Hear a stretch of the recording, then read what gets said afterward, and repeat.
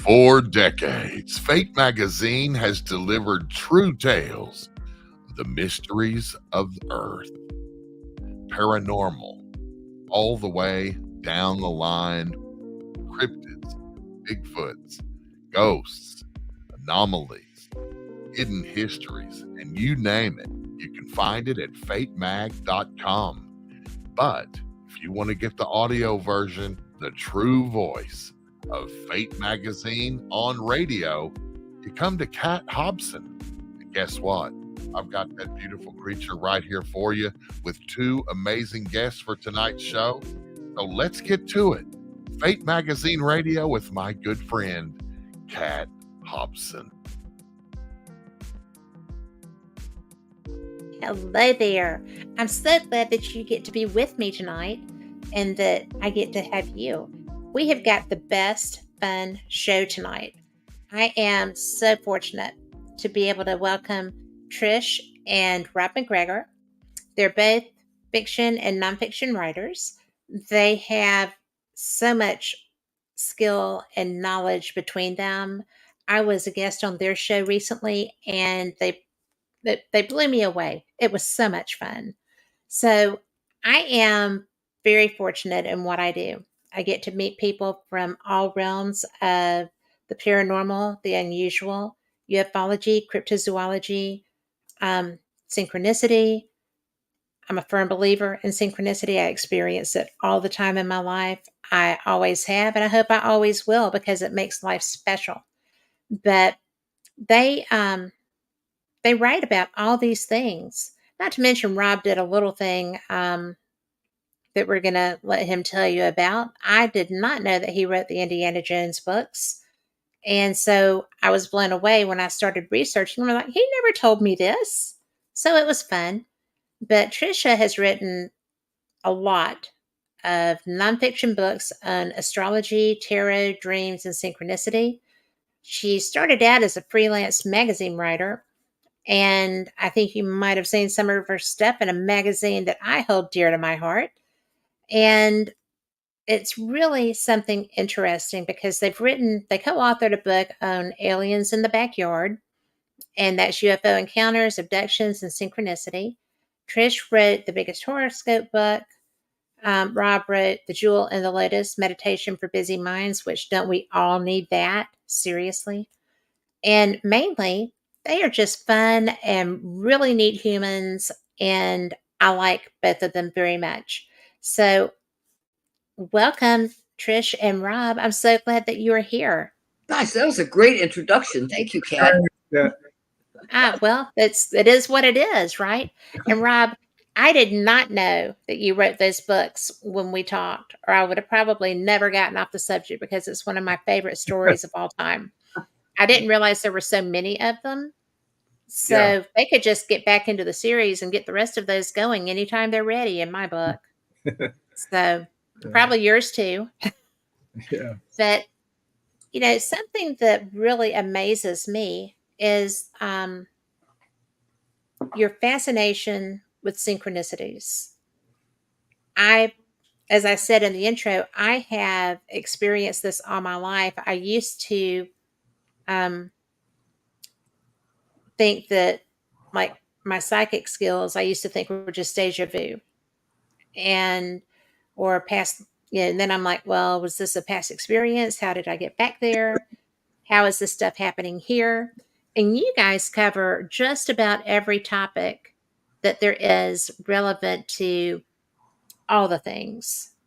But synchronicity seems to really stand out in your work.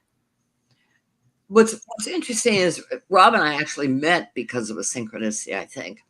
He was a reporter for the Hollywood Sun-Tatler, and I was teaching English to Cuban refugees. This was in the 80s through Florida International University. And he came to our center to see if the refugees were learning English. And, as soon as I met him, I thought, my God, I'm going to marry this guy. And, I don't know where that came from, especially since he was married at the time. I thought, oh, okay, this maybe not. I don't know. Anyway, one of the first things that first I interviewed Trish, and then after the interview, she says to me, do you know what synchronicity is? And I said, yeah, I think I do. I've heard the word. So that was the synchronicity started right from the beginning. That is the coolest. Yeah. So you kind of had to roll with that at that point, right? After that. So I am going to interject here, Trish, because I saw your English as a second language training and everything else. And I really think that that is such a gift that you brought to your personal society there. Because if you can't speak the language, you can't survive True. in real time. So you were providing people that needed help a way to be able to integrate. So thanks for doing that. The thing is, it was much easier to teach Cubans English than anybody who spoke another language, like Russian or German, because I didn't speak any of those languages. So that would make it hard. Yeah, I got the Cuban. Yeah. To be immersed really in their culture, Santeria and some of their other strange and wonderful things. Yeah, Trish grew up in Venezuela, so she's, of course, fluent in Spanish. And she didn't come to Florida until United States until what you're in high school, right? Senior in high school. Yeah. Never. Was that difficult? Because that's a tough transitional period. It was awful. Senior year in high school, you go to a brand new school. It's yeah. Yeah. Well, apparently you were adaptable because you're still here. Yeah, that's true. Well, actually, I was at boarding school for 2 years in Massachusetts because there were no schools in Caracas where there were no good high schools. So the company my dad worked for sent all the kids to boarding school. So I just spent my first winter in Massachusetts. That was awful. Oh my gosh. That was really chilly. To say the least. Oh my goodness. To come from in Caracas, it's like 70 degrees day and night all year round. Yeah. It is almost an equatorial region, isn't it? It's north of the equator. Okay. Yeah. But it is, it's in the mountains at 3,000 feet. We have beautiful weather. Now, I don't know what it's like now, whether it's polluted or smog filled or whatever, because I don't think the government bothers. Yeah. Well, they're busy, kind of busy trying to A, integrate with the cartels, or B, fight the cartels, depending on who it is. Yeah. But, that is something that a lot of people don't realize. I didn't realize that you were that old when you came to the States. Yeah, So, it gave me an advantage in terms of the language, Spanish. But her parents are Americans too, so yeah, right. Yeah. Well, that's pretty cool. So, when you said that when you met, it was a synchronicity, right? What brought you together? How did you meet? He was interviewing me for his newspaper, right, to find out if the Marielitos were actually learning English. Right. Okay, you said that. I'm sorry. I got sidetracked. He covered the education beat for his. Then she asked me to come back and speak to her class. So about a trip I had taken to South America. I had gone for several months, and while I'm traveling in Central and South America, I can get along with Spanish that I learned in high school pretty well. But suddenly, in front of her class, and I realized that they don't speak English very well. It was a little challenging. No doubt. And I was when I was front of the class, why did I do this? Why did I volunteer to do this? And because she was cute.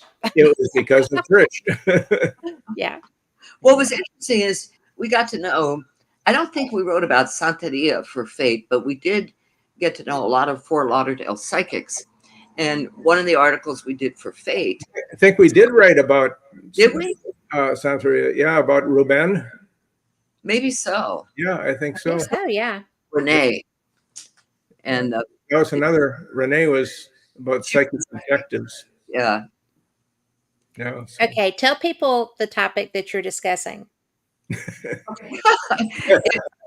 article that we wrote Is we wrote for Fate was on a woman, Renee Wiley, who was basically, she was a psychic detective. She would get hired by police departments to investigate cases. And there was one point where there was a famous case in Green Acres called the Christy Luna case, where this girl had walked, she's about maybe 10 years old, had walked to a 7-Eleven or something about a block from her house to get some cat food, and she was never seen again. So the police explored all these different angles, and finally they brought Renee in. So Renee invited us to observe how she works with police. And that was fascinating. You know, they had brought in some of the girls' toys. And now Renee was a tall, big boned woman, and she sat on the floor with this little girl's toys, and she became almost childlike herself. You could see how her empathic ability was working. And, you know, she explained what she saw. And she said, you know, the girl used to get hit by the boyfriend, so she's deaf from one ear. And later on, the mother confirmed that, and the boyfriend was the main suspect at that time. But they never found the killer, or they never found out what happened to her.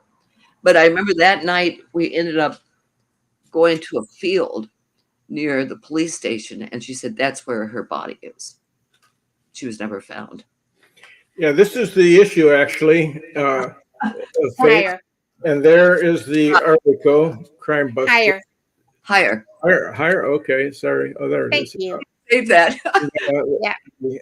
The cover there.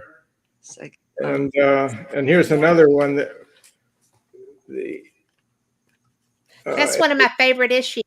Okay, abducted by a ghost ship. We did that one. I have somebody that's very into ghost ships. I have 2 or 3 different people that are friends of mine that are especially around the Louisiana coast. Yeah. Well, this ghost ship is what we discovered on our honeymoon.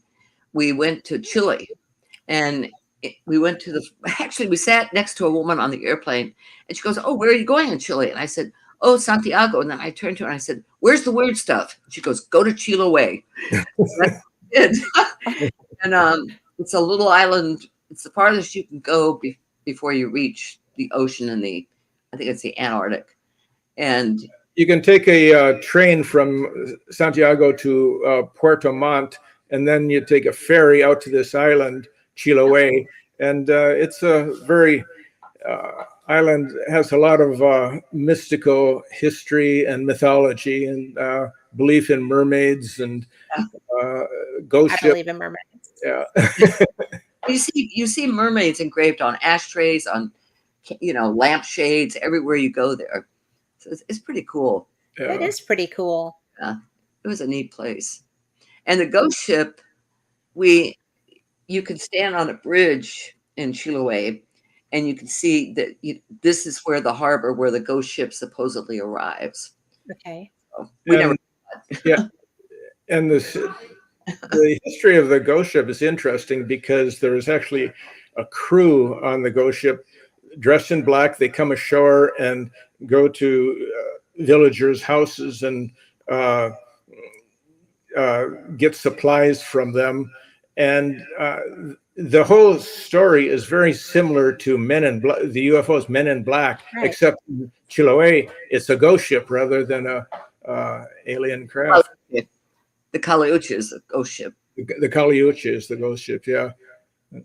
That is fascinating. Yeah. And I know a Man in Black. So I do.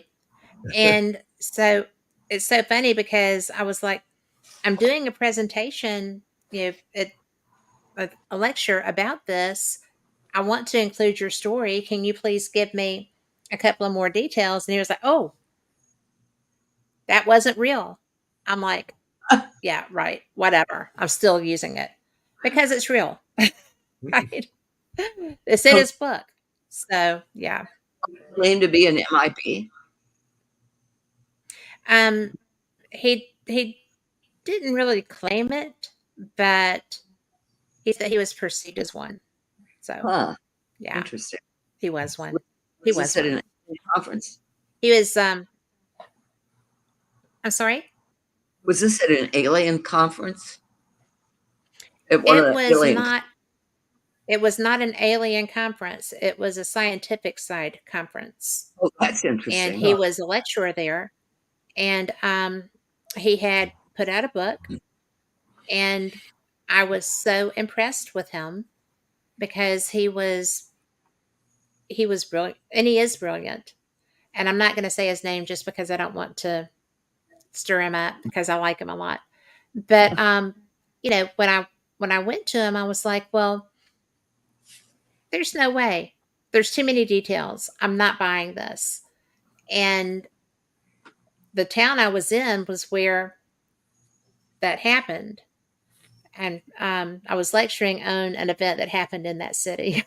And so he was like, well, we just happened to be nearby. So we flew into, another city because we couldn't get there. And we were not in uniform. We were in suits. And we just happened to rent a black car. I'm like, really? Really? I'm just partly blonde. Look at the roots. No kidding. But it was so funny because I was just like, don't even try that with me. Don't even try that with me. I am so not going to say your name, but I am going to share that story. And if you mess with me, I'll start saying your name, but not really. I would not violate that. But Would his first name be Peter by any chance? Nope. No. Okay. I was just thinking the same thing, Rob. Right. It's not him. Okay. But it was interesting because he was a presenter at a very scientific conference. Mm-hmm. And for that to have been brought out was a different thing for me because I wasn't accustomed to this conference entertaining that kind of discussion. It was all about the aerodynamics and the operating systems and things of that nature that could be implemented by what was being seen with UFOs, trying to discover methods to achieve those movement capabilities. So it was a different kind of conference for me, but one that I love. And because like Contact in the Desert has a degree of that, right? But they still entertain the various aspects of the metaphysical and things of that nature. But I just love the science side because I want logic. I want ideas that you can bounce them off people. And since I started doing this having discussion shows, one of the first people I interviewed was Stanton Friedman.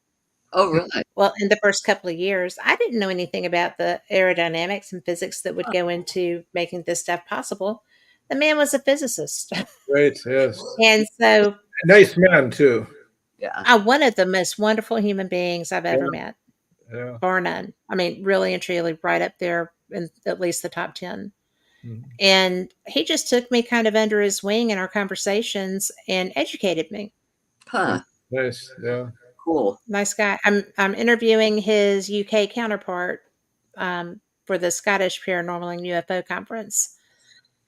So I'm lucky. I love what I do. Y'all love what you do too. But what Scotland conference?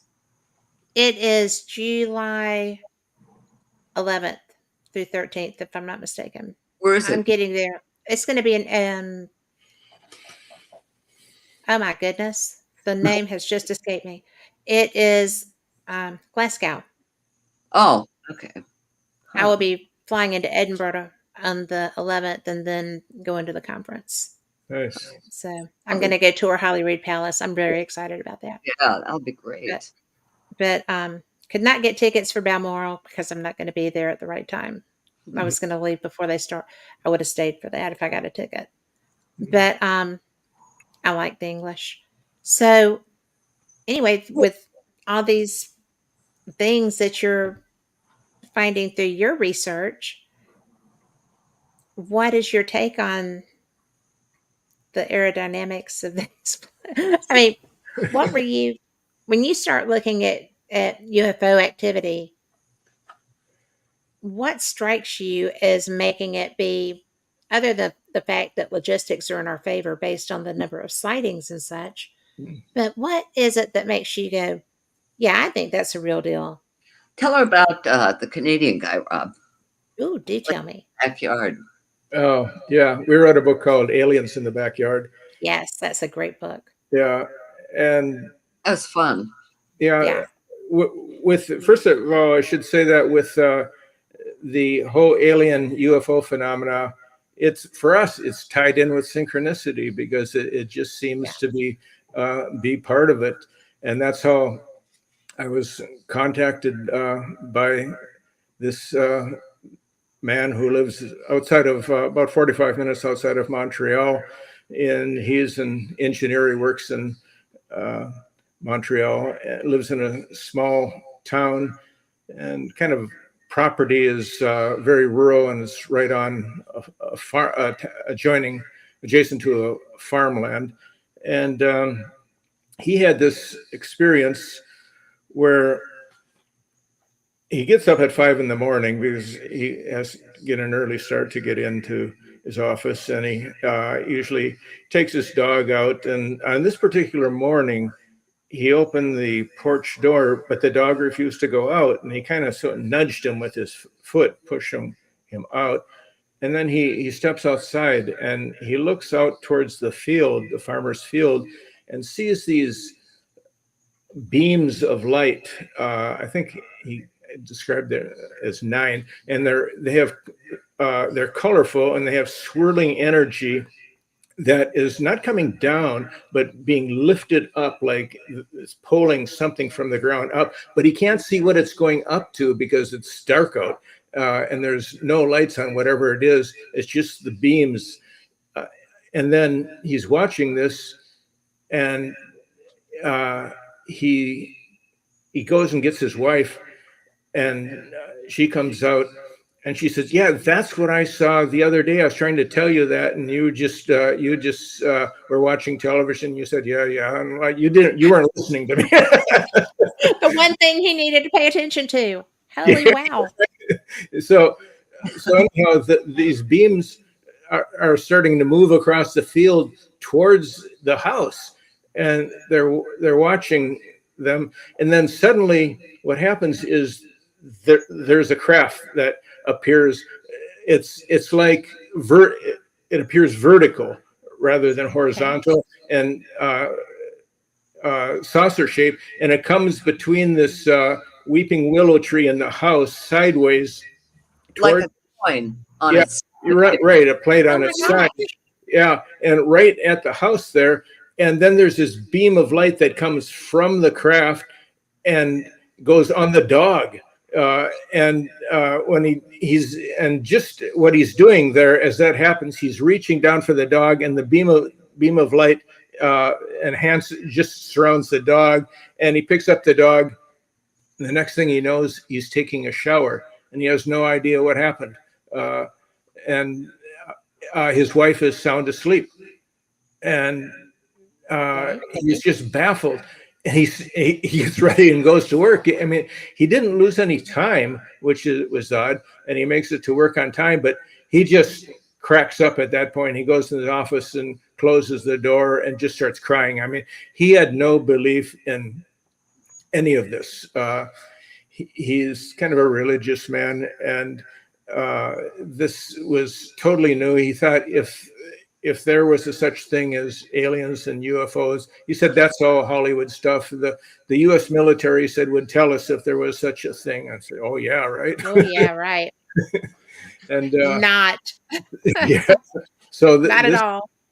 So what he does is he starts having strange experience afterwards. He goes to his neighbor's house, knocks on the door. This is the next day, or maybe it was that night after coming home from work, and he asks the man who answers the door if he knows they get up at 5 o'clock too, and he said, did you see anything outside in the field last night? And the man says, no, I didn't really look. And then his wife is in another room and she overhears him. He says, Charles, you saw a UFO, didn't you? And he says, no, he denies it. He says, there was just some lights out there. I didn't know what it was.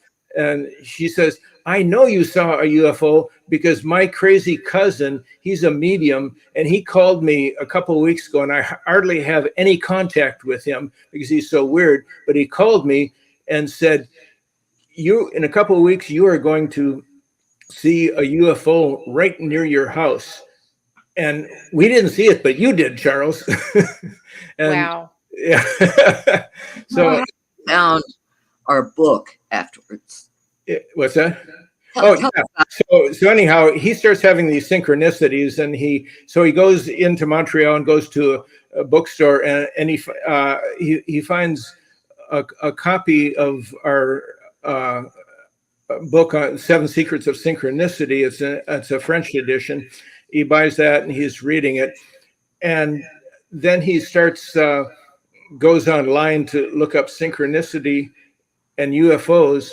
And what does he see? But he sees a picture at this site that shows the same thing he saw. It's like a field and these beams coming down. And he looks at what site this is, and it happened to be our blog. And he looks at our names. He said, "Those are the people that wrote the book that I'm reading." So more synchronicity. He said, synchronicities. Yeah, right. I got to get a hold of those people. And so he tracked us down, I guess through the blog at first. And so we had like 9 blog posts, a whole series on his experience as it took place. And at the time he contacted us, it was just months past. It wasn't an old experience at all. It was recent. It was the same year. Just right. And it was quite a story. I mean, it only lasted a certain amount of time for him, but it changed his life. It does for everybody. Yeah. Right. I mean, like with Travis, if you're gone for so many days, or and I think he was gone so long because A, he wasn't supposed to be taken. B, they had to fix the damage that was done, and obviously that wasn't an overnight thing. Yeah. Or that's my opinion. And we don't know what those are. Yes, wasn't it that he was gone? You're talking about Travis Walton? He was about a week. About a week. Was it 5 days? I just remember it was 5 to 7 days. That's all I. Yeah. It wasn't more than that. But he also was gone that long, and he felt like they saved him. Because he did get hit by that beam as he was approaching the thing, and that's why the taking him up scene is so dramatic and on the covers and stuff like that. But I have to ask you this because I'm that person. Was the dog okay? Did he lose the dog? They had to take it to a doctor because he tried to walk it the next day and was having trouble walking, and that's another thing that the psychic picked up when he got the number of the man from his neighbor, and the psychic or medium said to him, is there something wrong with your dog's right front paw? And he had just walked, and the dog was hobbling, holding his right paw up, and and he didn't believe in mediums or psychics either. So he's it's amazing how those things can be altered. Those belief systems can be altered. He's totally frightened. I mean, he was sleeping with a baseball bat, and he got holy water and went around his property shaking the holy water, spreading. And to get the holy water, he had to go the church, and he had to go to 3 Catholic churches because he would tell the story to the priest, and they'd say, "Get out of here." They didn't want to talk about it with him. And finally, the third one, the church he went to, there was somebody who was, I can't remember what they're called. They work in the church, and he asked if he could take some holy water, and they said, "Sure, fine." Later on, he sent that vial of holy water to Rob, so we took it to a psychic in Pasadena. We took it to Casadega, the spiritualist community, and gave it to a psychic who happened to be a nurse, and she thought we were giving her a vial of urine. Oh my gosh.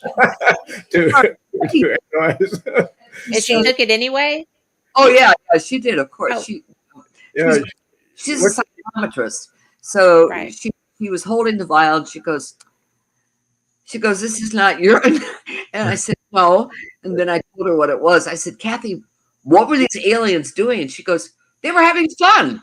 That's all it was. It was aliens enjoying themselves. If somebody something like that, taking advantage of the situation, that it wasn't anything. They were there for a purpose, and it had to do with energy somehow, that they were withdrawing from the ground. But then they became aware because of the light from the house, and that so they just decided to go over and take a look. And apparently that's the way the psychic described it. That it was just something that just happened. They decided to go have some fun with this guy. I think that happens a lot. Aliens like that, but who knows? Well, I mean, I think there's a lot of that motivation because, if they really wanted to wreak havoc and destroy our lives, they do destroy lives. Mm-hmm. But I think that a lot of times it's like let's mess with the earthlings. Yes. What can we do today? I see that in a lot of cases.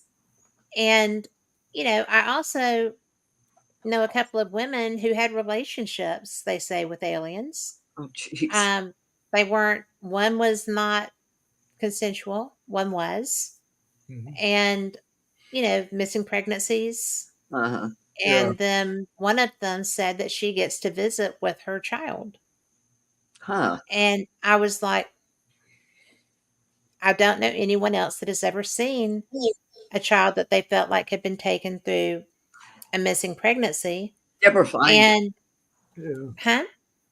We know of a woman who had a missing pregnancy and was later abducted and saw the child. Yes. Well, because of my experience with the first woman, I asked another friend if she, because she had told me her experience. And I just asked, and I don't think I freaked her out. Okay. Because I just said, have you ever seen your child? Do you feel like you have seen your child here? And she said, yeah, I saw what I think was her. There was a young woman hiding behind a car watching me one day. Jeez. And we made eye contact, and I feel like that was my daughter. Huh. And I was just like, oh my goodness. Well, okay, that's 2. I think 2 is a pretty good record with that. I don't know anybody else that I could ask. I don't go seeking those women. This woman that we got to know she got pregnant even though she was not supposed to be able to get pregnant. Right. And had to go to Vermont, I think, because it was considered a high risk pregnancy because of her immune system or something. And on the way to Vermont, they passed Denimora Prison in upstate New York, which used to be a prison for the insane. And it was also a place. What else? There was something else really dark about Denimora. But anyway, they passed it, saw a driveway up to like a barn, and this fog moved in. So it was too foggy to drive. So they drove up to this barn, went inside, and it was a barn that had been converted to a restaurant or a soda fountain or something. And she said the couple who waited on them were very short, didn't say much, and they were served a soda that was extremely sweet. She said she'd never tasted anything like this.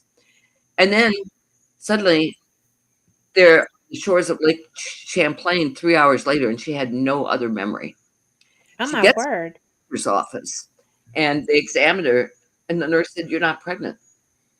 So Really? knew she, Wow. because she had a pregnancy test back in New York State. So she realized that her embryo had been taken. And the other part of the story is when they went back, they decided to go back to that place because it was so unusual. They found the little alleyway, the driveway to the barn, but there was no barn there. There was nothing there at all. But they know they were they found the right place. But so it could have not been what they were seeing. It could have been a craft possibly that was there. That was I don't know. That's just speculation. But Well, whatever it was not there anymore. I think they can alter. I think they can alter our perception. You Yeah, hear about that so often. yeah, right. Wow, that's intense. I mean, we had also, before this, we had written for Omni magazine when it was still in print, and we got assignments for the Red Pages, which was the paranormal, psychic, UFO stuff. So they had sent us to a UFO conference in Hollywood, Florida, and talk about luck. The guests were Betty Hill and Bud Hopkins. So we got to spend a weekend with Betty Hill, and then we got to watch Bud Hopkins do a regression on a woman who had called in at a radio show. Yeah, it was a great weekend. I mean, Betty was really odd.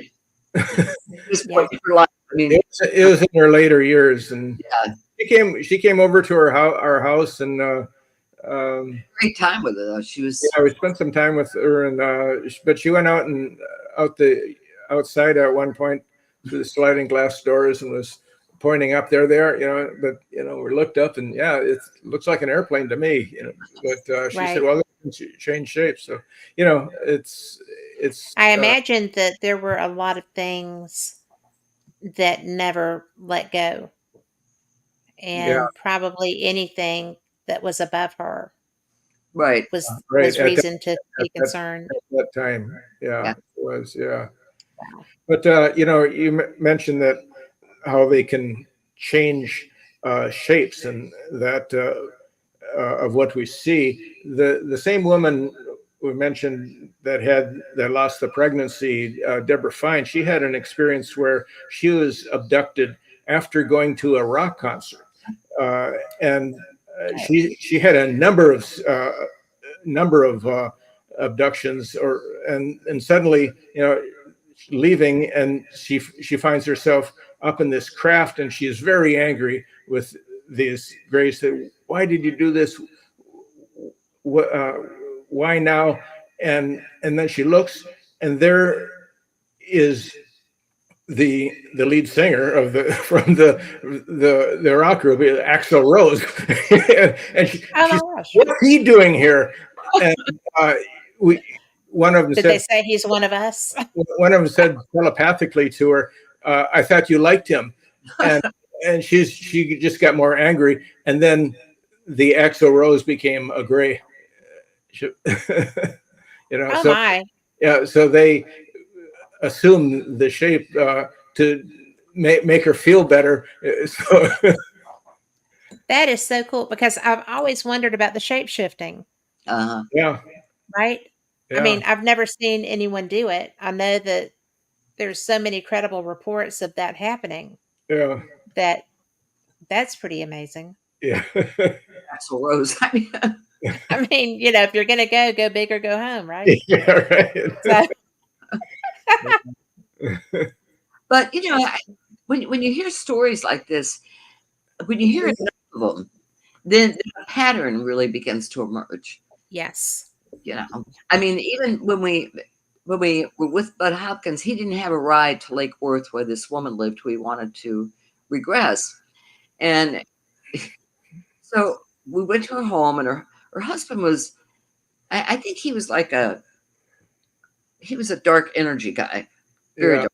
Dressed in black, and he had a gold Satan thing around his neck, and a big guy with this sweeping white hair, and And then you have this woman who said, she was floated out of her bedroom window yeah, and beat up. Yeah. And she lived near the National Enquirer in the days when they put up this 60 or 80-foot Christmas tree, and it was around Christmas. And she said to the aliens, "Look at their Christmas tree." And so Bud Hopkins said, "What did they think of it?" And she said, "Not much." they didn't react. That's fun. Yeah. And interesting. We used to write for Omni magazine back in those days, and that was one of the stories we used. It's a science magazine, but they had these red pages in the center that had stuff on UFOs and paranormal, and we wrote regularly for those pages, and they paid well back in the 80s, so that was nice. Paying well is a good thing. Yeah, right. Especially back then. 80s were tough. Yeah. $1 a word, I think. They The paid. editor was a woman named Pamela Weintraub, and I ran across her one day on LinkedIn. I said, "Wait a minute. We used to write for Omni. You were the editor. Thank you for all those great assignments." I remember you guys. Yeah, decades later, actually. Yeah. You must have stood out. You stand out for me, so I'm sure that carries over everywhere. I think it has to do with our stories that are unusual in some way. Yeah. They are unusual. I actually, I work for, well, I don't really work for Phyllis, but she lets me do the show. And so I had been to the Winchester house, and she was like, "Ooh, write something." And I'm like, Okay. okay. So it was a lot of fun. And I decided, because I love to write, I wrote all the time when I was a kid. I'm working on 3 books now, and it's so intimidating to actually get ready to finish one for the first one. And it's just kind of like hard to let go. How did y'all get to where you were comfortable with putting your work out where people could just go, and have opinions about it? Yeah. It's very intimidating to open yourself up like that. Well, what our experience is, first of all, we had to get it out there because this is the way we were making a living. But the second thing is that your book comes out and there's a big silence that follows because it's not like being on the radio or television where there's a reaction to what you're saying, because people could be reading it, but you're not really, especially back in the early days where before when we were writing in the 80s, there wasn't internet like it is now, and so where there's instant reaction.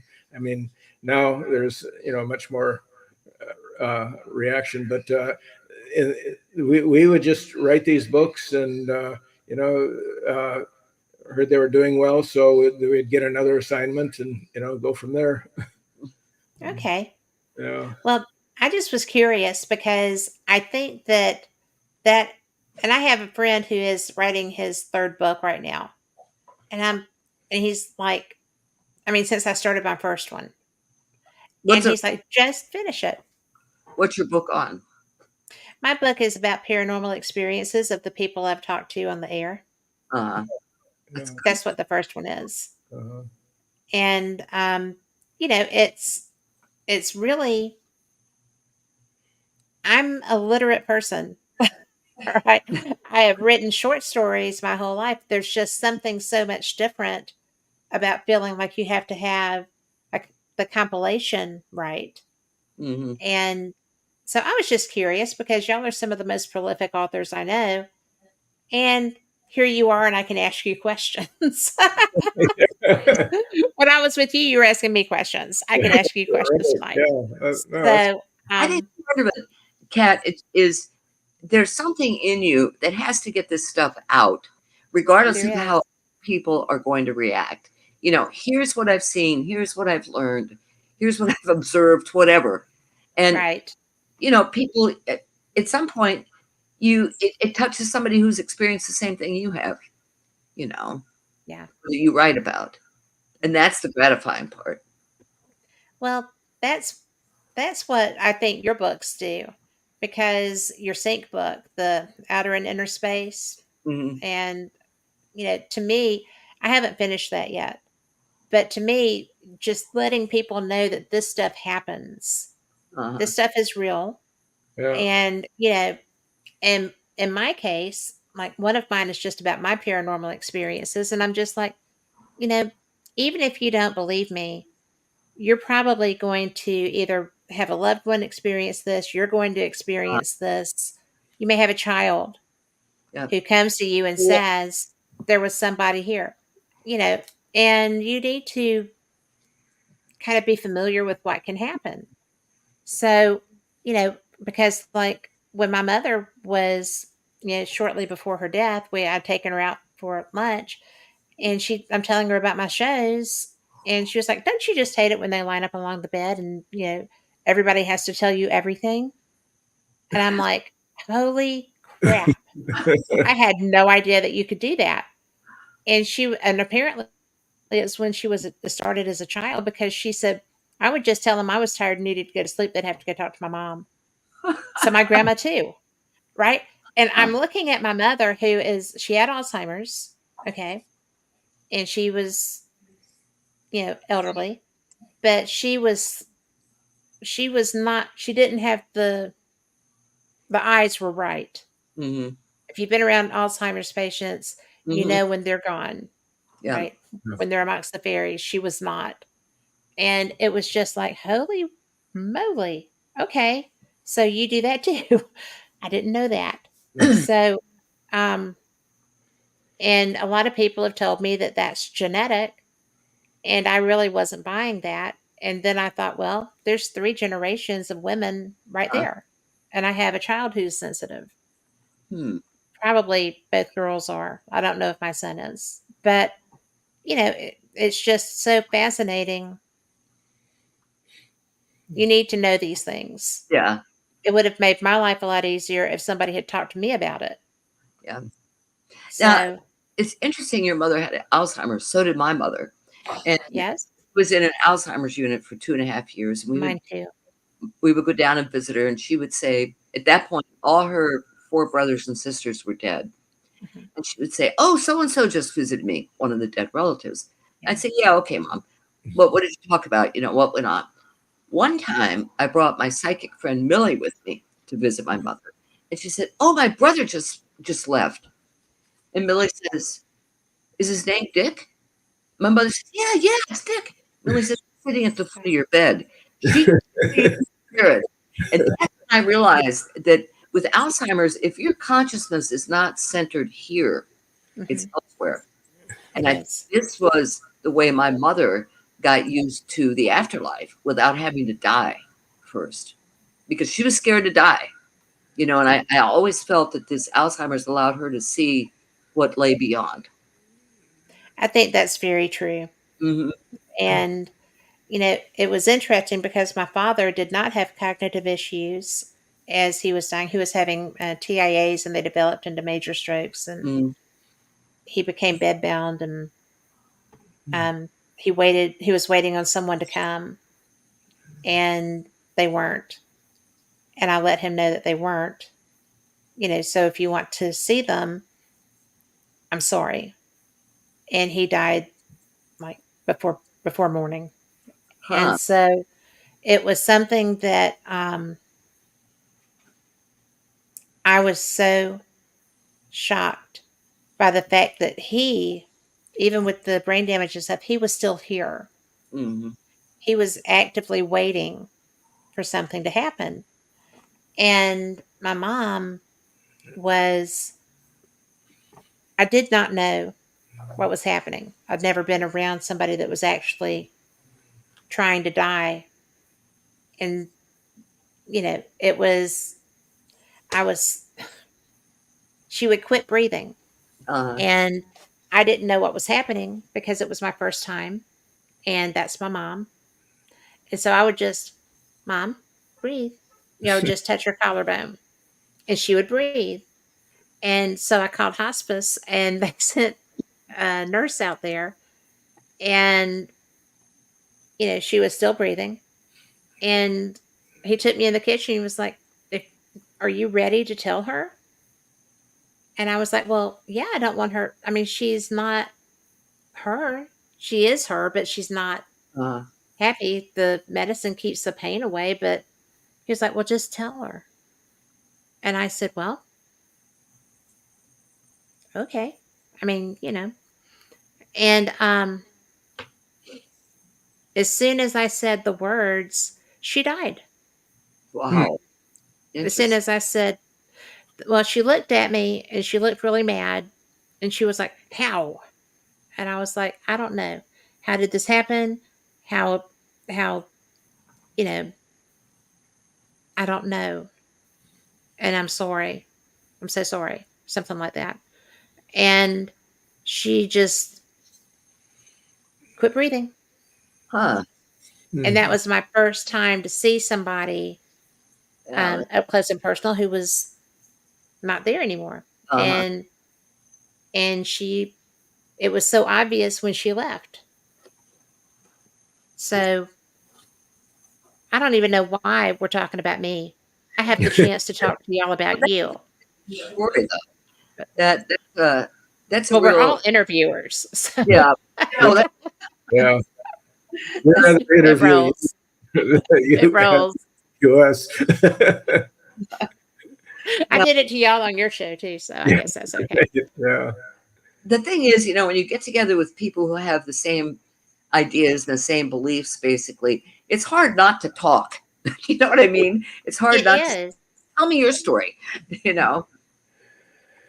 Well, and y'all do so much work and you've done it for so long that y'all are just a font of information. And I feel like people appreciate that so much about you.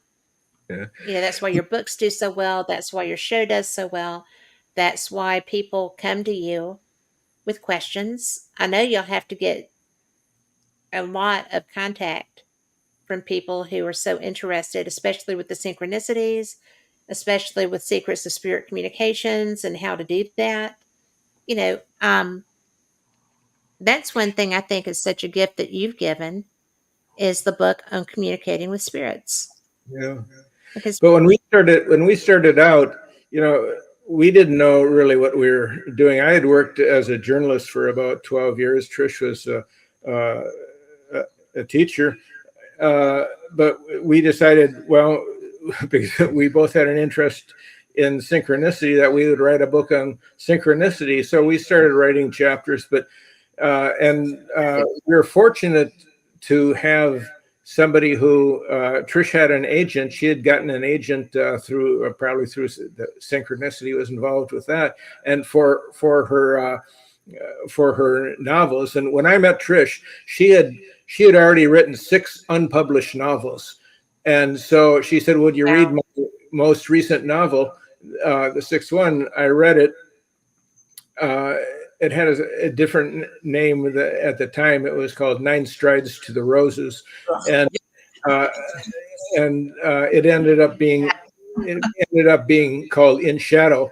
And when I read it and suggested some changes, she rewrote it, edited it, and sent it out. And that was the first novel that sold for her. 24 rejections. Yeah, please. Just have to keep trying. Back in the 80s, there were a lot more publishing houses that now they're all kind of conglomerates tied together. Yeah. And so it was the 24th one that she was able to sell. So now here's an irony, since we were speaking of death. That first agent, I outlived her. That first editor, I outlived him. I mean, it's like, okay, guys, not allowed. You're supposed to be here. Yeah. But what I was talking about with the synchronicity book, we were not able to finish that book, and the agent said, "Well, she didn't really go for it anyhow."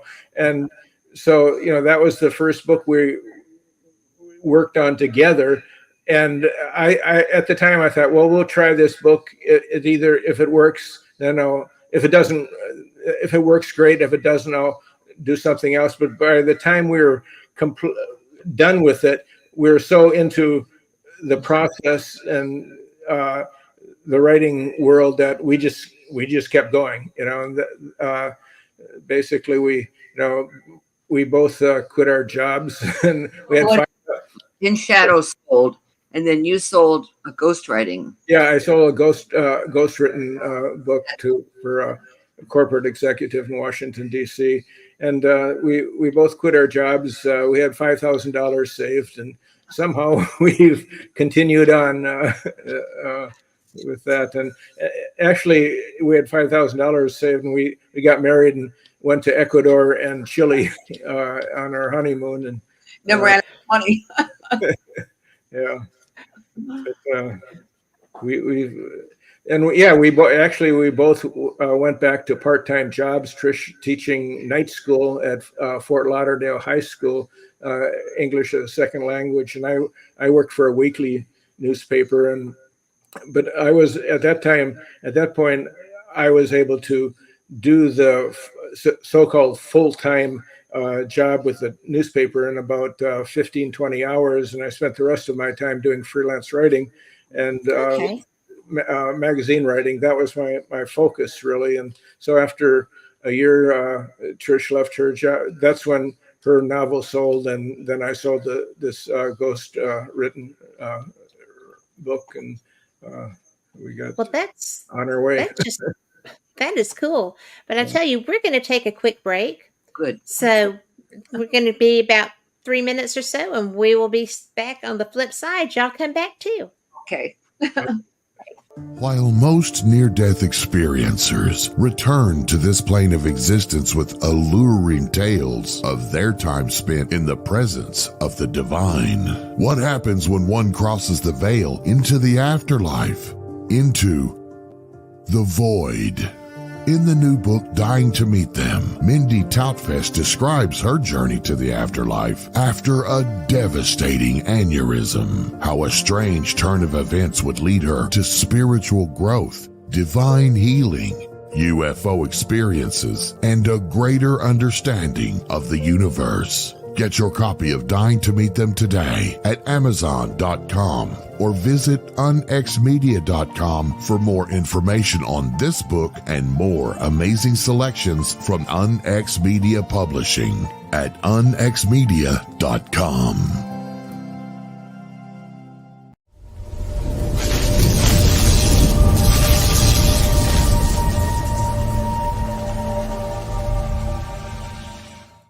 Debbie Ziegelmeyer is an experienced diver, dive trainer, and UFO investigator who has researched sites around the world that have water-related UFO activity. We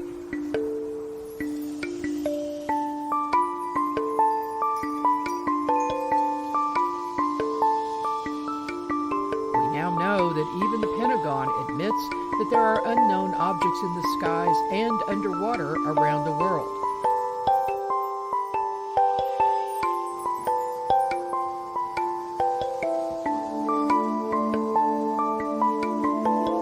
Debbie compiled an amazing book to catalog many of these sightings. The Alien Colonization of Earth's Waterways, a reference guide to UFO, USO, water-related activity, has received rave reviews by UFO researchers and the public. The book is available at Amazon.com.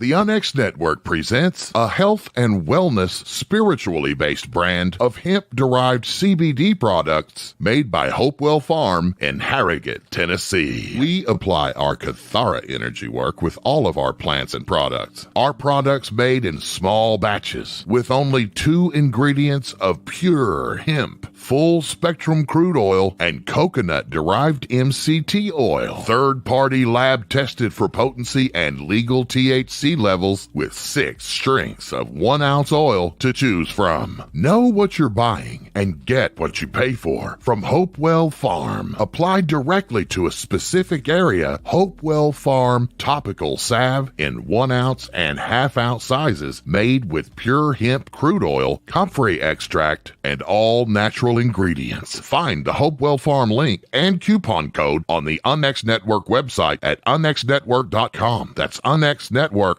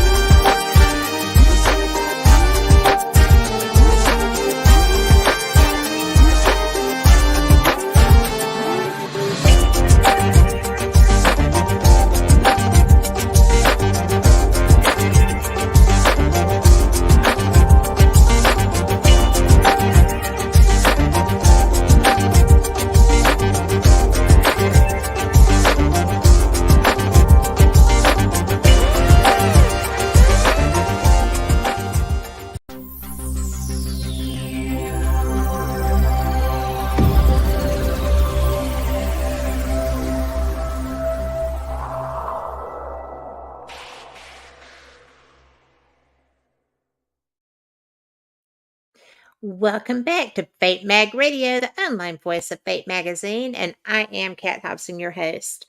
I am having such a good time with tonight's show. I hope you are too. I am very, very fortunate. I have Trish and Rob McGregor, and this is absolutely been so much fun for me. So much information. We have a whole other hour Oh, wow. to sit here and hang out and chat and do all the fun things. And mainly, thank y'all so much for being here. This is fun. You know, Rob, I went out to call our cats. We've got 3 cats that are outside and don't want to come in. And I understand. Rob came up with 2 other UFO stories, but Rob, there's another one too. Who was it that told you were going to see an alien? Oh, it was Kathy. Yeah, but was it a dream first? No, it's Kathy at Casadega. Casadega is a spiritualist community in Central Florida, and I hadn't had a reading with her for a couple of years, and just kind of mundane stuff. And then all of a sudden she said, "Well, you're gonna meet an alien. It's at night." Because I see you're both standing in the dark. Oh, okay. And she said, but it's a good experience for you. So we'll see. She said this summer. This summer. Yeah, I like to sleep outside a lot on my porch, and that's what I've always expected, that if that was going to happen, it would be on one of these nights when I'm sleeping out on the porch. But I do that in the winter. We're in South Florida, and it's too hot during the summer, so that's not going to be when it's going to happen.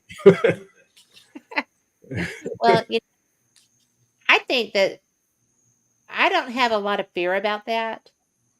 Yeah. Because, I mean, I'm not afraid of it. Our daughter said when she heard that, she said, "I don't want to be there." I understand. Well, because it wouldn't be her experience, it would be Yeah, something for right. you. Yeah. Well, also, I So want to be there if I'm in bed and I can't move. I wouldn't like that one. Yeah, it's different if you're, oh, hi, alien, nice to see you, that kind of thing. Yeah.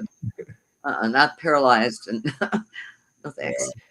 Well, and there's so many different experiences that go with that. The paralyzing, the lost time where you have no idea what could possibly have happened to you, and when you wake up on the other side of the world. Yeah, I just think, you have the people who, like Polides reports of they're walking across a snow-packed lake, frozen lake, and then the tracks stop right there. Right. That one really stood out to me because, I'm sure you didn't anticipate being yanked up, right? And then you get put back down, not where you left from, yeah, which is probably good if the season had changed, right? Yeah, and But some people return from being abducted, and they're wearing somebody else's clothes, or their clothes are on backwards and stuff like that. yes, Which kind of, or their feet are dirty. That they didn't go to bed with dirty feet. right. Yeah, experiences like Yeah. that. You said you got to meet Betty and Barney, and I Only don't Betty. know, just Betty. Yeah, Barney was already gone by then. Yeah. Okay. Well, something that I heard and from a very trusted source for me was that she wasn't disrobed because they didn't know how to work a zipper. Yeah. They couldn't unzip her dress. Yeah.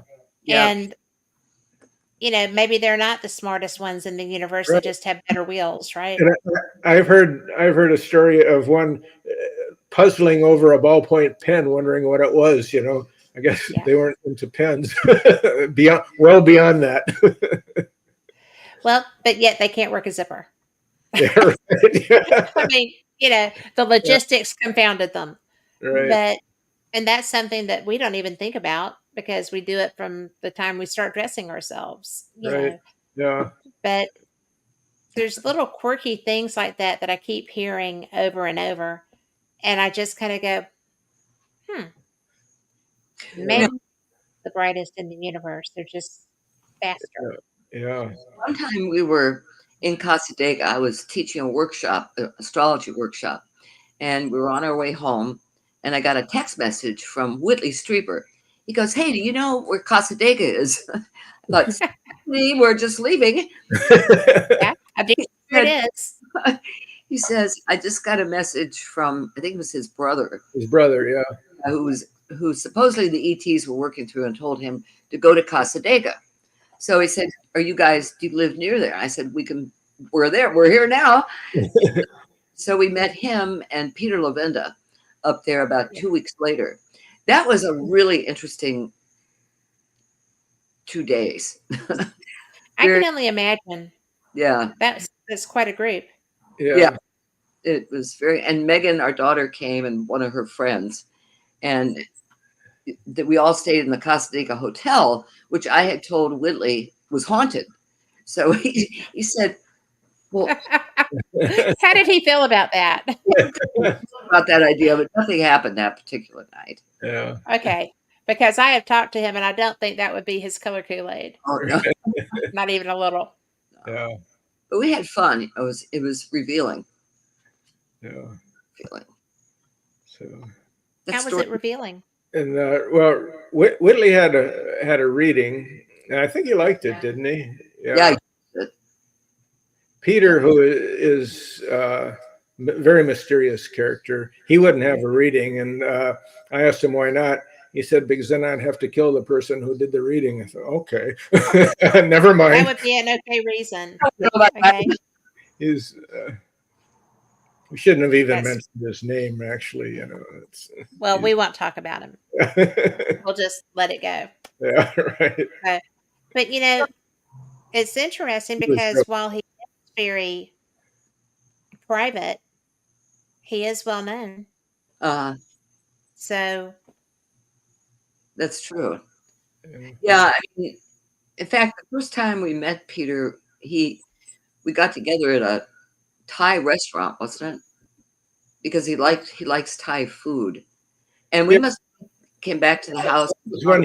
That was when he got involved with the rock and roll guy from To the Stars. Uh-huh. What is his name? I can't think of his name now. DeLong.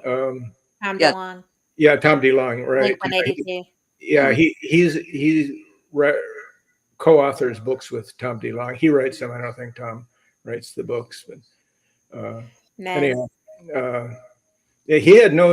The strange thing is, he had no interest that we knew of in UFOs at all, and he admitted that he didn't really have a great deal of knowledge. But Tom DeLonge came to him because he'd read his, some of his mysterious books he has out. He writes a lot about kind of dark things about Charles Manson and Hitler, and just but the related to the paranormal and kind of dark stuff, and Well, it is, but Yeah. but it serves a purpose, because that information, if you're not going to have repetitive situations, Mhm. you need to understand what some of the aspects that created them are. Yeah. And I think that he does a great service with that. I do too. It's important. Information is powerful, especially if you have some sort of negative experience and you've read about it, something similar somewhere. You then you feel more empowered in terms Yes. of what to do about it. Yeah. And if you feel empowered, you can cope with anything. Yeah, true. So I think that's very important. Mhm. So Tell us about the other UFO that we were Yeah. talking about. yes. Yeah, we have a couple other UFO experience that relate to synchronicity, and in fact, this one goes back to the first one goes back to very soon after I met Trish. Okay. So I was working at a newspaper, and Trish was teaching at Florida International University, and we had been communicating and back and forth, telephone conversations mainly. And I asked her, have you ever tried using a Ouija board? And she said no. And I said, I haven't either. So why don't we try it? Because we both had some, interest in the paranormal. So we went to a game store and bought one, and tried it, and it starts moving around, and we get this message that it's an alien that's contacting us, and he's in a craft above us. And so, being a reporter, newspaper reporter, said, "Okay, I want evidence." And he says, "What message comes through?" It says, "Go to the airport tonight and watch the sky." So at that time, this is in the mid 80s. The Fort Lauderdale airport was very small then. You could just drive up to the fence and watch the airport take off. Yeah. And so we did that, and it was about 1 o'clock in the morning or so. And I had to be to work early. I think Trish did too. And we stayed out there for about an hour. We saw airplanes, but we didn't see any UFOs. And so, feeling kind of foolish, we went our separate ways.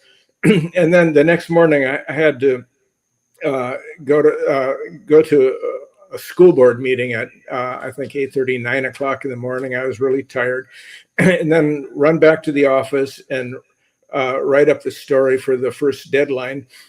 And just as I'm finishing the story, the reporter in the desk next to me is just finishing her story. And so I looked over and I said, what were you writing about so furiously there? And she said, a UFO was spotted by the police last night over Perry Airport. I think, God, we went to the wrong airport. Oh my gosh. That's funny. So the next night we go to Perry Airport. And Perry Airport is a private airport, and it's totally dark. There's no. It would have been an interesting place, to to see a UFO because if it had lights and that, and because the airport was closed and there was no lights at all. And so again, we sat around, nothing happened. But then a synchronicity, driving home, I'm turning on the radio and going through the stations, and I come to this old time radio drama. Those weren't happening anymore, but here was a radio drama on, and one of the characters was an alien. So I'm driving home listening to this story about an alien. Oh my gosh. So we had no, direct contact at all, but just synchronicity related to the subject, and it spurred us on anyhow. It's just one of those weird. That's fascinating. Yeah. It's so funny that you were at the wrong airport. That would have been my luck. So Yeah. that would have been what I did. Yeah. But they weren't specific. No, exactly. And I lived in Hollywood, and Trish lived in Fort Lauderdale, and we assumed they meant the big airport. And I lived 10 miles from that other airport. So. Well, I guess they figured that O'Hare was going to be their big shebang for the big airports. yeah. Yeah. Where did that happen? That was that O'Hara. Yeah. I don't remember what year that was.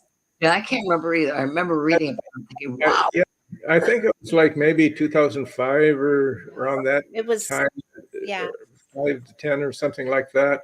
But I know that one of the airlines that was involved in it is now defunct or has been merged and swallowed by other places. But because I remember looking at the aircraft going, the different aircraft in the airport and thinking, boy, they're gone. But and it was one I liked. So there's life.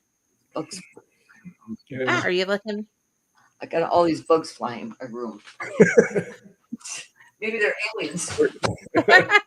I have another story. Sure. This one is about another synchronicity. It was related to the television show UFO Hunters. I was invited to be on with my co-author Bruce Gernon, who we wrote two books on the Bermuda Triangle, and Bruce is probably among people who know about the Bermuda Triangle and all the documentaries. He's been on probably three dozen or more documentaries, and his story usually is kind of the highlight because he's actually somebody who experienced the Bermuda Triangle phenomena and lived through it and had the experience of moving through time. And isn't this the gentleman that was flying from Florida over and he got there like 2 hours ahead? Yes. I know him. Yeah, it wasn't, but that was it. That's the idea. And his experience started actually from Andros Island on that flight. And so anyhow, the UFO Hunters invited us to go to Andros Island, which happens to be the base for a secret Navy base called OTEC. I can never remember what. Underwater Area 51. Yeah, it's Underwater Area 51 anyhow. And so we were interviewed on the beach there and about the Bermuda Triangle.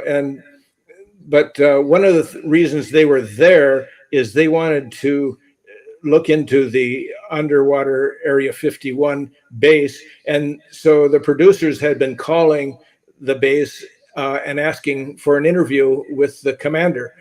And not only did they didn't get a no, they just got nothing, no response at all. So after we'd done this interview, Bill, there's three guys in the UFO Hunters. Bill Burns, right? Yeah, he was the kind of lead guy. He said, "You want to join us, and we'll go over to the the base and see if we can get in to see the commander.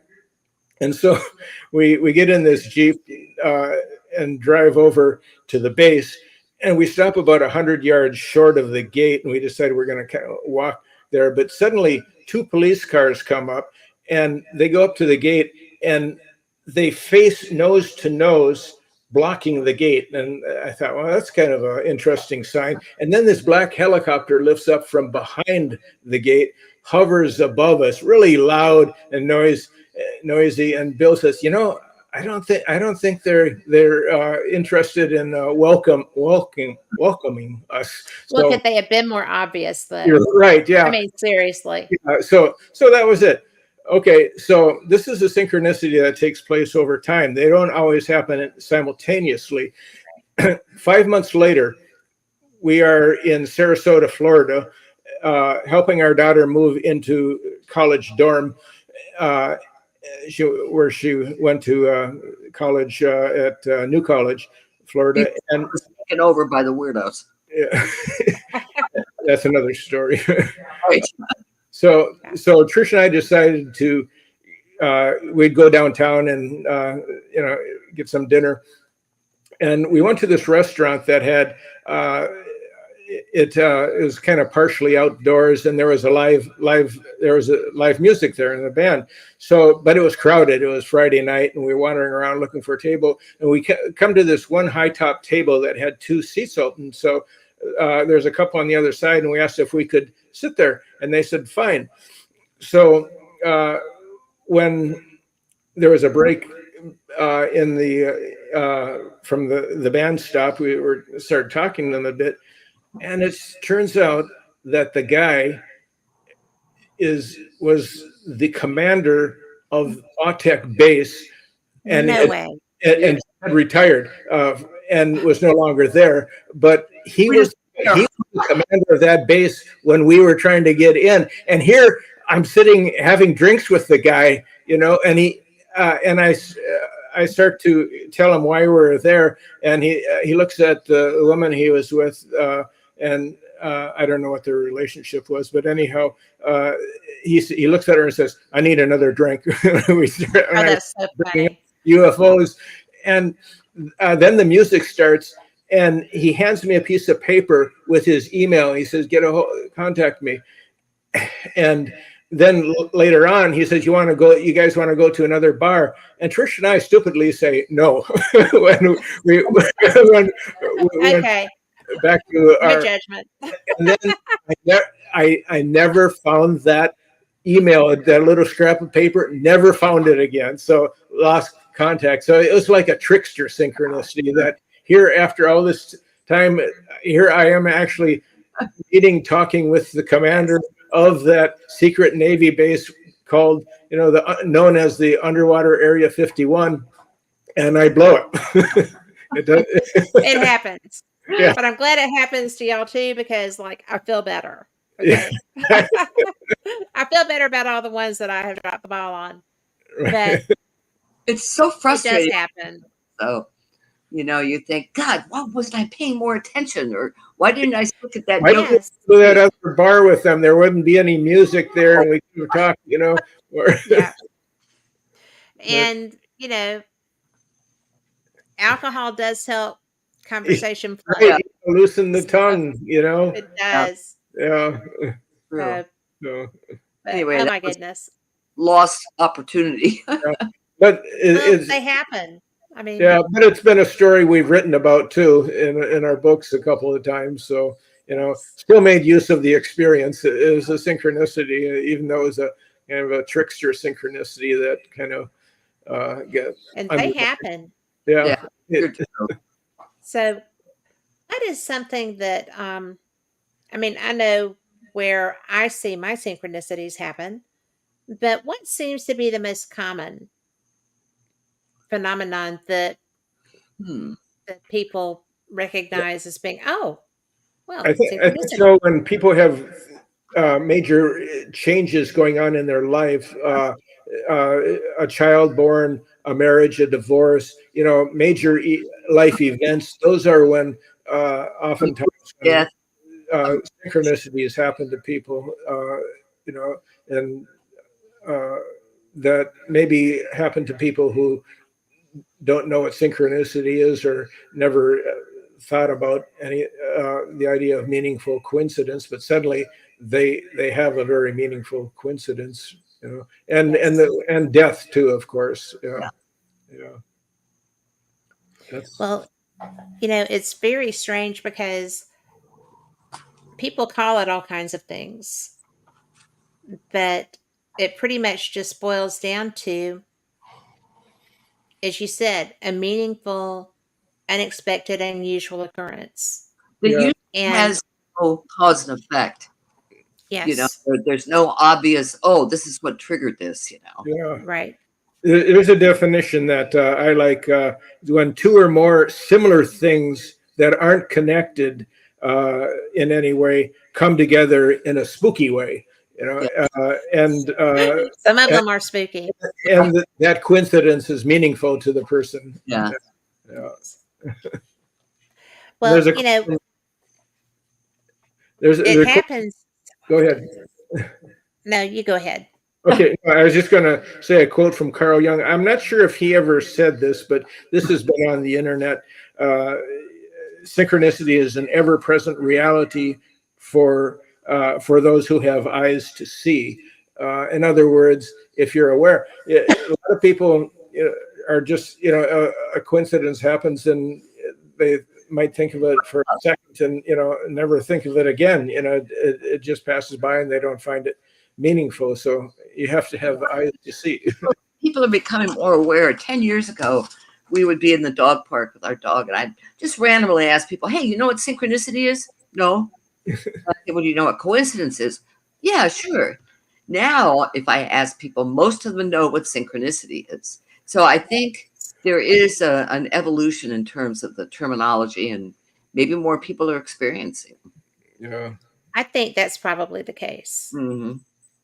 Because I see it so much. And granted, I am not shocked when I see it. Mm-hmm. I actually look for it. Yeah.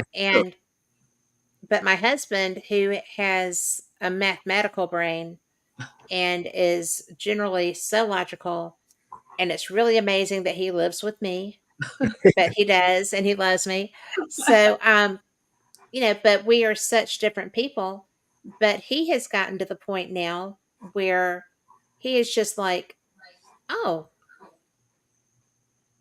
well, that wasn't coincidence. And I'm like, no, it's not. But thank you. Yeah. Thank you for playing. I But he does.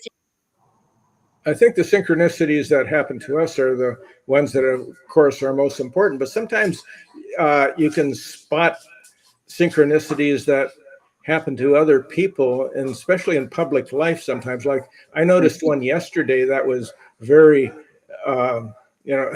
it stood out to me, but I'm not sure that other people that were aware of it in the same way that I was. And that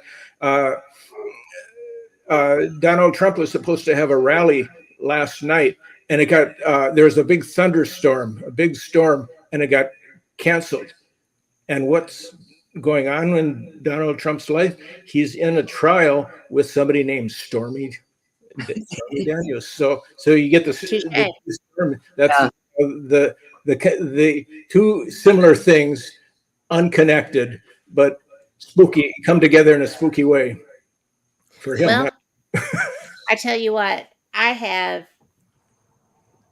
seen so many different things of that nature with so many celebrities. Mm-hmm. And, it's really something because when they're very public, it's kind of like, ooh. Yeah.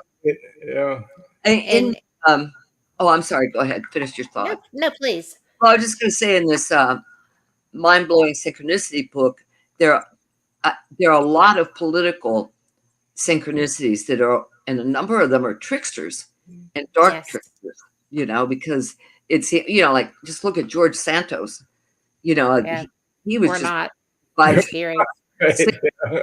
Aren't tricksters every place, Yeah. So the public life thing maybe makes it really obvious.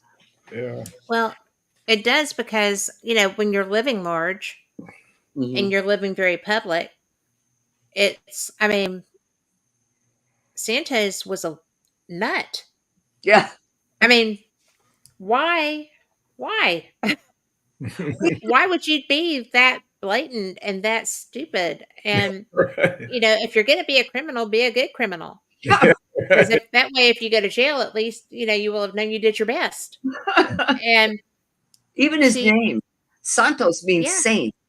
yeah, Look at right. That wasn't even his real name, though. No way. I did not know that. Yeah. No. So he chose Saint. Yeah.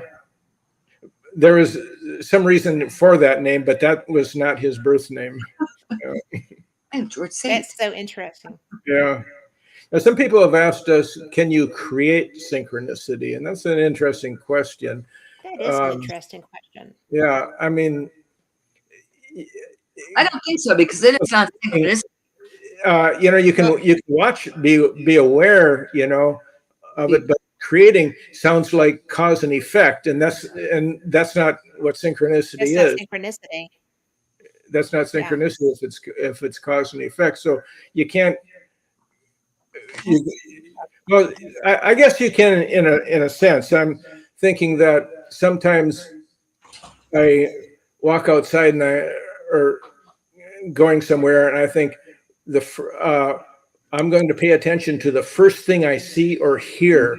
Like I turn on the radio and hear something and see if it's meaningful, what it means to me. That's kind of like creating it, but you're creating an environment, the atmosphere. You're saying, you say inviting the universe to talk to you. But that may be more like, I don't know, telepathy or precognition than. But we look at synchronicity as kind of an umbrella of all the different types of psychic phenomena: telepathy, clairvoyance, precognition. I'll tell you, in astrology, there could be a number of synchronicities. Last year, on the eve of my birthday, my sister died suddenly. She's my younger sister by 5.5 years.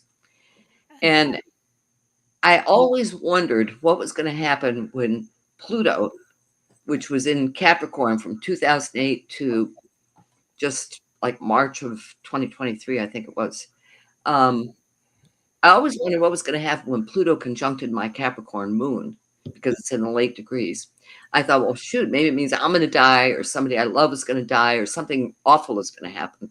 Well, as it turned out, there was a brief period where Pluto was about to enter Aquarius, and it was in the final degrees of Capricorn.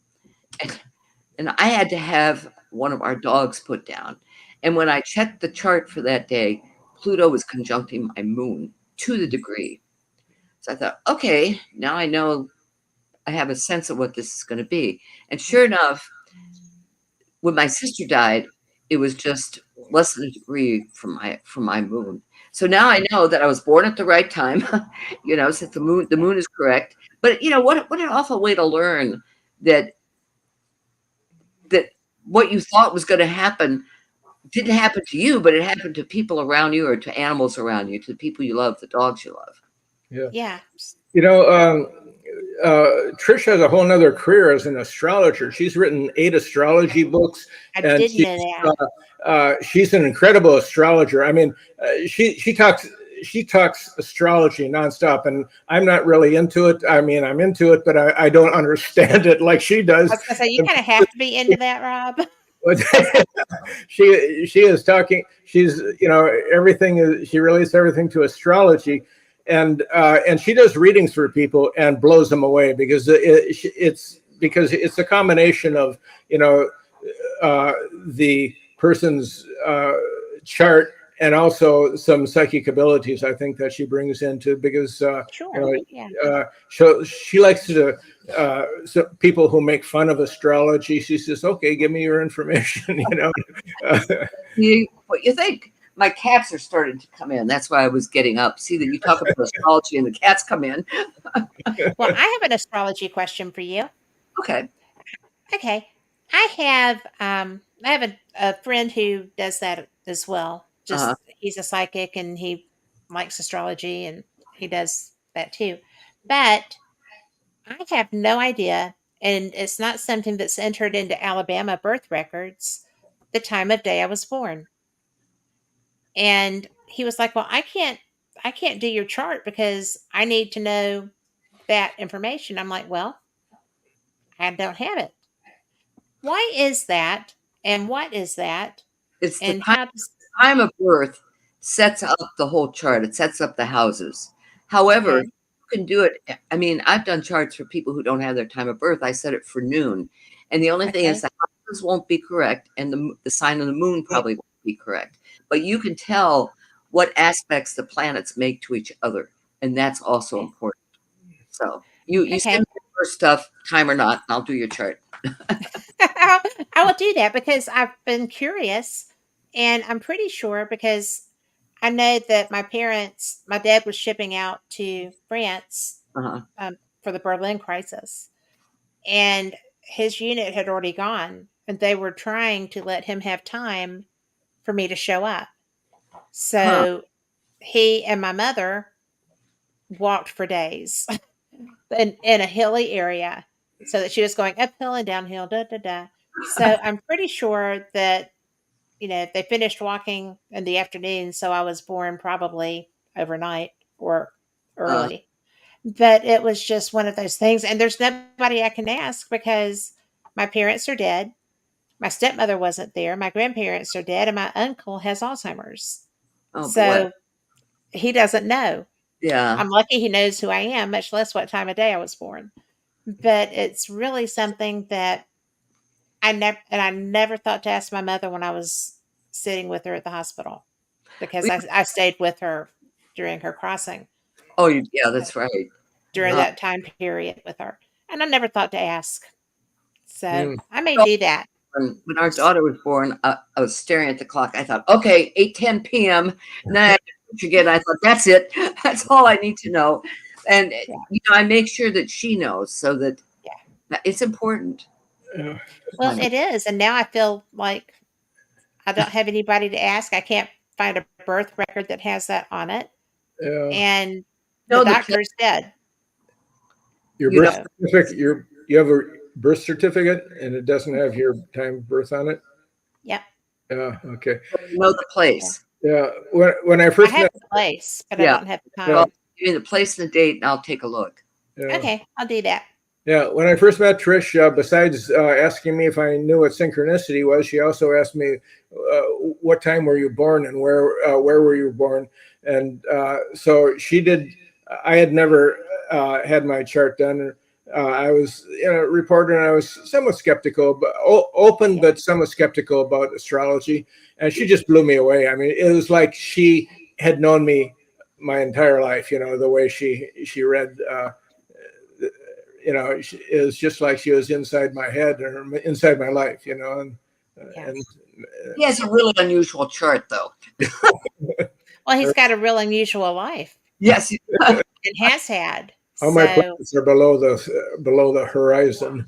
Jupiter in your 8th house. You're going to live so long, Rob. You're going to outlive me. You may outlive Megan. there's worse things. Yeah, right. But that's something else too because I say that and I say that kidding, but I do think that it's hard to outlive somebody that you love, Hmm. like your partner. Yeah, And because my stepmother did, and she and my dad were best friends, and I always thought that she was unemotional and very stoic, and she is, but she wasn't when he passed. Uh-huh. And I did not anticipate the level of emotion that she displayed. And it just made her so much more human. Hmm. And I'm so glad that she let me be there with them through his, end of life, yeah. that I've always period. thought it would be easier to be the first one to go in a couple rather than the second one because you have I to think take so. everything afterwards. Yeah. Yeah, I mean, Because, my parents were married for probably 60 years, and my mother died before my dad. And after that, his life, I could tell the joy of his life was just Yeah, just, he yeah. never wanted to live past 80 either. Oh, and he lived to 93, 92. That's a long life. Yeah. It is. And, it's funny because different people bring different mindsets to end of life moments. Yeah. And like him, not wanting to be there that long. And, my dad would have taken another 20 years, if everything kept working. Mhm. And he was, very clear most of the time. He was trying to tell me what was going on one afternoon or one night. It was during a PBS fundraiser and they had Roy Orbison on. So my dad is having a discussion with me and he's like, I have this disease. And I was like, do you? Because he didn't. And his eyes were very clear. Everything was very clear. And then Roy Orbison started singing Pretty Woman. And I'm like, well, and I lost him. He was gone listening to the music. I'm like, well, this conversation is done. And when the song was over, he came right back. And he was like, I have Alzheimer's. And I was like, do you? And he was like, my memory is going. And I was just like, what do you say? And I just looked at him. I was like, you know what? If that happens, I'll just remember for both of us. It'll be okay. I'll have all your memories. And he was satisfied. And I think that was probably, he didn't have Alzheimer's. Mm-hmm. The damage was coming from the strokes, the memory, the speech. The speech stayed with him, but the walking and stuff was lost. And it was just such an interesting period to watch someone who is that intelligent. My dad was a brilliant man. And it was really odd because that part was still in there, but it was just struggling to come out. And, it's bad stuff. That is bad stuff. But, have you found, and especially you, Trish, with your research, when people are starting to fade, do other senses really come to the fore more? I mean, are they more hyper aware of other things? Or do they just kind of, like what I was saying? I mean, my mother could see the dead spirits of the spirits of her family members when they came to visit. My dad, I don't know. My dad had Parkinson's, and he didn't really believe in an afterlife. But I think, Rob, one night when he lived with us, we were watching. My friend Carol Bowman was on a TV show with James Lineker, the kid that he's one kid who, at the time, he remembered a life as a World War II pilot. And provided a lot of detailed information.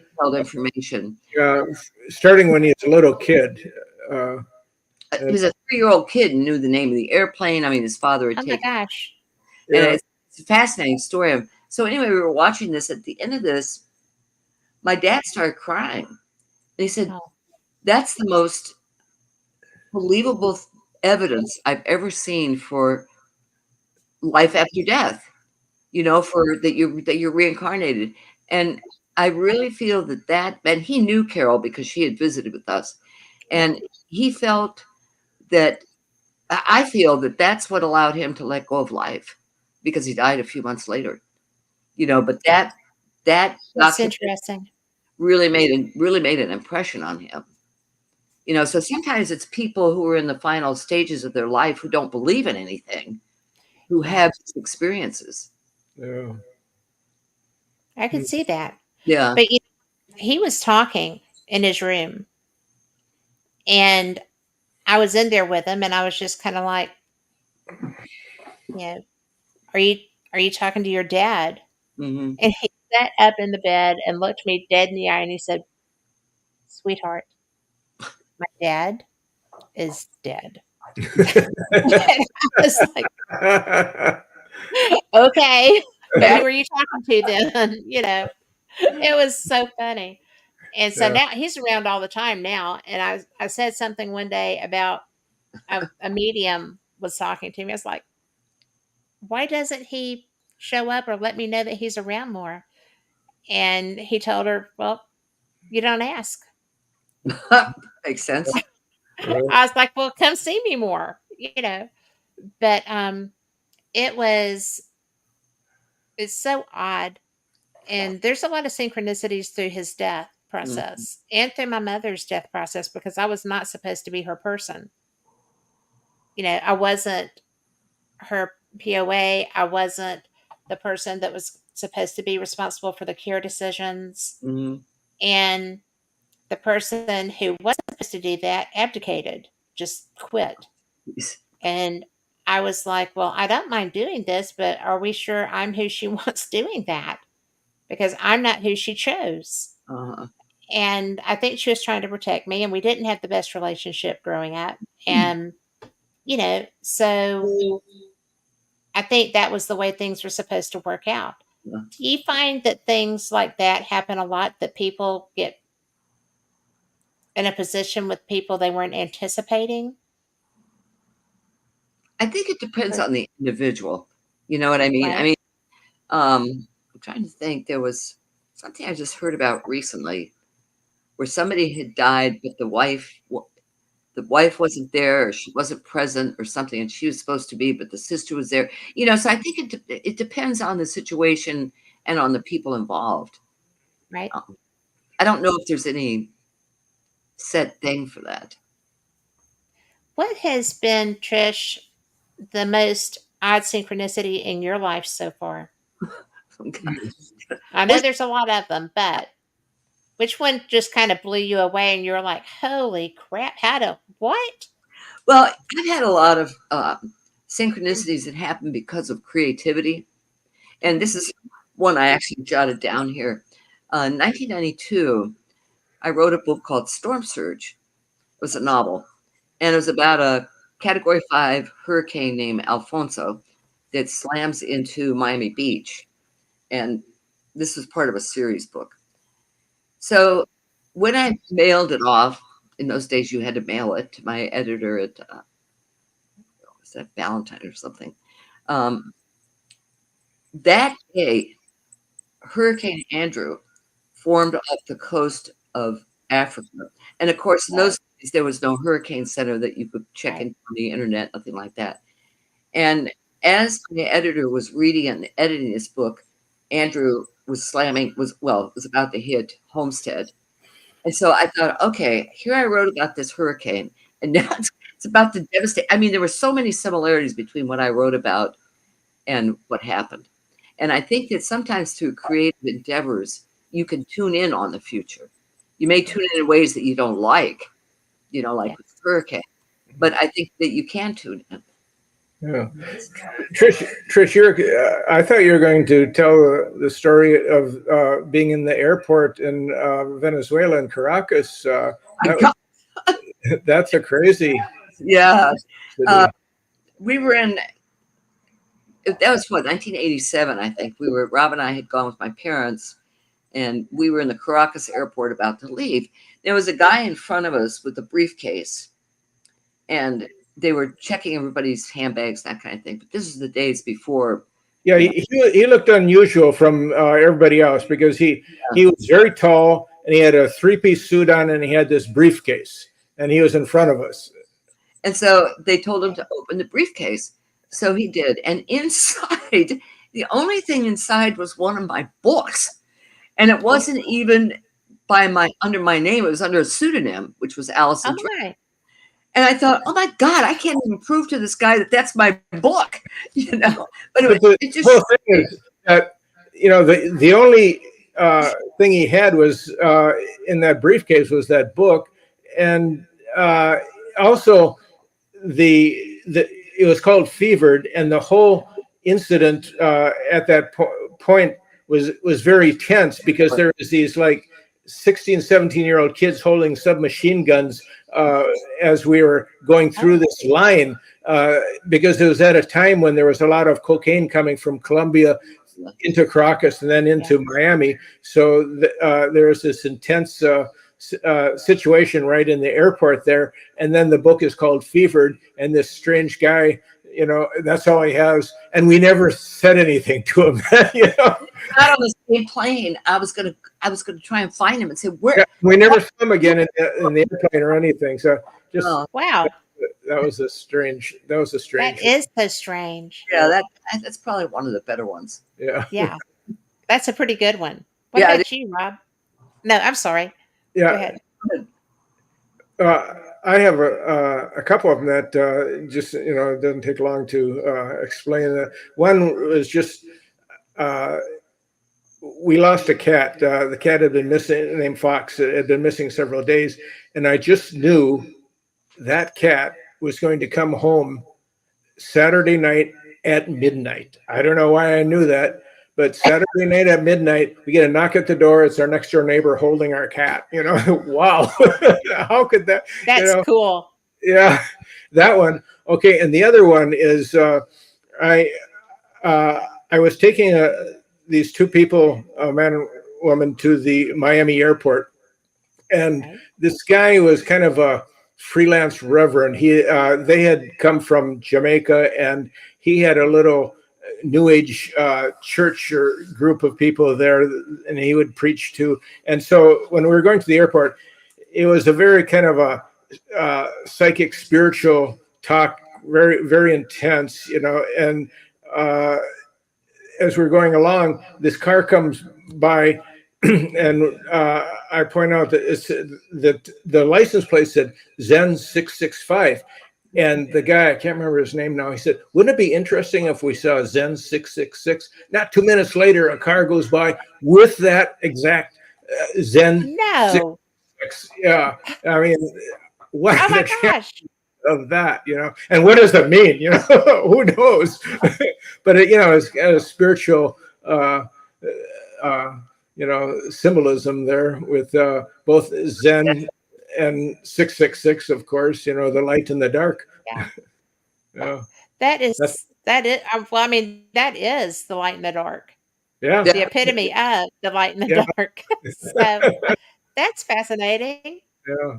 That's interesting. Put those in the book, Rob. I've got to include those. Those are blowers. I need to. That's the next book. Yeah, right. Do you have you don't have those, any of those? You have time because your book's coming out in May, so which we need to tell people about too. Yeah. So that is a great one. Yeah, that is. Do you have time to put that in the book? Oh, sure. Yeah, I haven't done the vellum yet. So. Oh, okay. Well, I'm ready for that book to come out, and that is going to be. Yeah, there's a lot of crazy stories in there. That is going to be mind-blowing synchronicities, the latest science, stories, and research. I can't wait to get that, to get my copy of that. So I am, what else do you want to share? We've got about 7 minutes before we have to be gone. And I do want people to know where to find you, where to find your books, how to, what do you want to share? MysticalUnderground.com. That's our blog. Wonderful show. And well, that's the blog. And then we also have our podcast, the Mystical Podcast, which you were on, and you were terrific. We loved your show. Y'all were terrific hosts. I had the best time with y'all. Yeah. So what a ghost story. We have time for a ghost story? We do. Let her rip.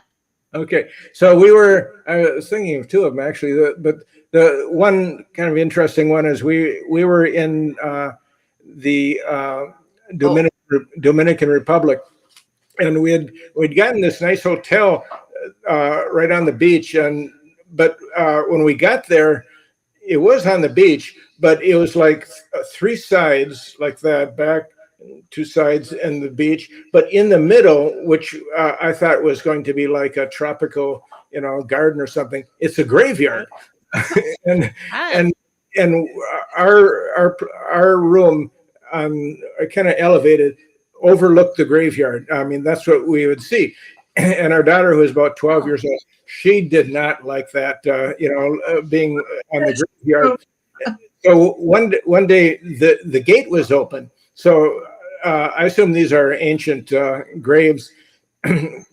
So we walked in the graveyard, and the first thing we come to is a grave that was only 4 months old, and it was a windsurfer who apparently had drowned, and the top half of his board was used for his gravestone. And then the gravedigger came up and said, "Hey, you want to see something?" He says that he was digging a grave, and he says, "Here the sand keeps coming up and up, and so there's graves on top of other graves." And he said he's digging a grave, and he came to another one underneath it. And he wanted to show it to us. And, I don't think so. So He takes a rock from the window. So I picked up a stone in there for some reason, and then anyhow, Megan wanted to move to another